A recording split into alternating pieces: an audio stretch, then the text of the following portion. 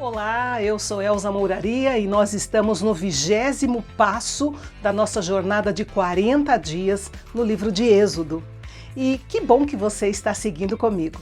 Não esqueça de deixar o seu like, deixar um comentário e compartilhar esse vídeo com mais pessoas para que elas conheçam a palavra de Deus de forma simples, objetiva e aplicável nas suas vidas diárias.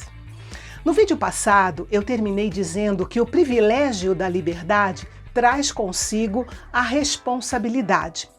O que nós vamos ver de agora em diante é a concretização da aliança de Deus com o povo de Israel.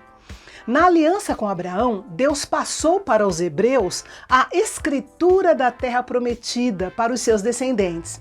Mas para que os israelitas, descendentes de Abraão, pudessem se apropriar dessa terra e desfrutar dela, teriam que obedecer às regras da aliança que agora era consolidada através de Moisés. É bom esclarecer que a lei jamais foi dada como uma forma de salvação, nem para os judeus, nem para os gentios, porque ninguém é justificado pelas obras da lei.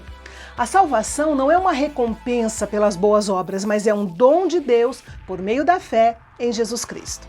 Os primeiros 17 versículos deste capítulo, conhecido como os 10 mandamentos, têm sido a fonte dos cristãos como a base para viver uma vida moral, ética e justa. É bom lembrar que alguns termos que nós usamos normalmente no meio cristão não aparecem na Bíblia. Esse termo, 10 mandamentos, é um deles, assim como arrebatamento, trindade, milênio, são termos que não aparecem na Bíblia, mas que, claro, se originam das ideias contidas na Bíblia. Deus nunca chamou o conteúdo de Êxodo, capítulo 20, de 1 a 17, de 10 mandamentos. Na verdade, essas palavras se caracterizam mais como princípios do que como mandamentos propriamente. O versículo 1 começa dizendo: "E Deus falou todas estas palavras". As 10 palavras, que nós chamamos de 10 mandamentos, são a base principal para o cumprimento de toda a lei que vem depois, somando na realidade 613 mandamentos. Os 603 mandamentos que são descritos, do versículo 18 em diante, são uma extensão dos 10 princípios originais que Deus deu a Moisés, do versículo 1 ao versículo 17. Bem, como nossos vídeos dessa série são curtos, eu quero deixar aqui embaixo na descrição o link de uma série de 13 vídeos intitulada A Atualidade dos 10 Mandamentos, onde eu falo sobre cada um deles separadamente, aplicando para os nossos dias. Então, se você quer estudar com mais detalhes, vale a pena você conferir.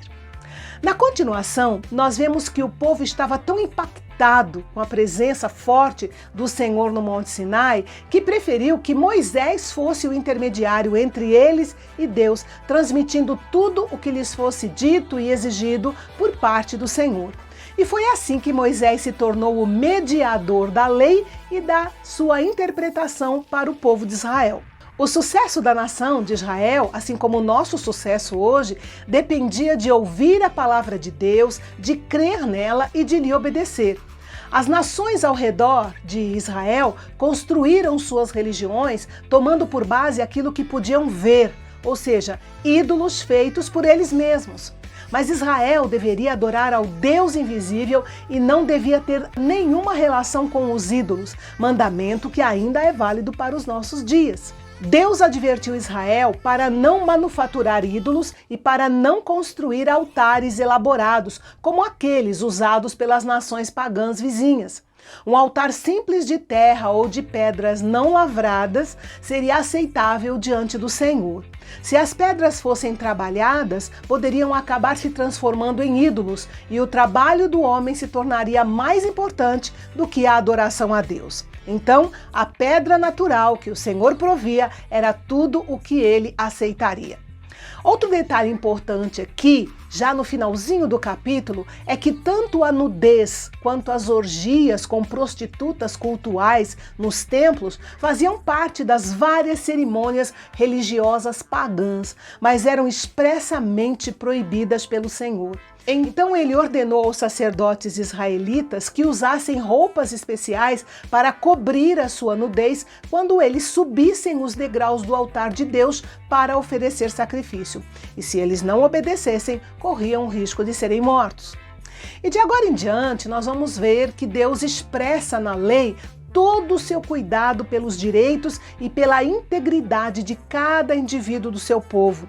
E para Israel, assim como para nós também, o temor do Senhor e a guarda dos seus mandamentos eram de suma importância como princípio da obediência e da bênção de Deus para as suas vidas. A gente continua amanhã. Até lá!